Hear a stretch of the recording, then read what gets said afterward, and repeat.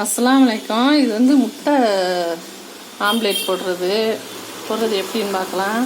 எல்லாத்துக்குமே தெரியும். இது வந்து உருளைக்கிழங்கு சீவி வச்சுருக்கேன். அதனால் உருளைக்கிழங்கு ஒரு சின்ன உருளைக்கிழங்கு எடுத்து சீவி வச்சுருக்கேன். வெங்காயம், பச்சை மிளகாய், முட்டை, மல்லி இலை, கொஞ்சம் போல் உப்பு, மிளகுத்தூள், மஞ்சள் தூள்.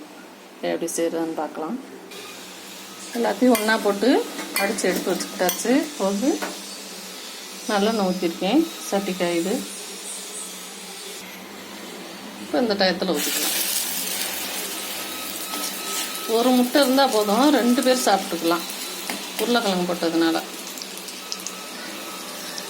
நல்லா மெதுவாக சாஃப்டாக இருக்கும்.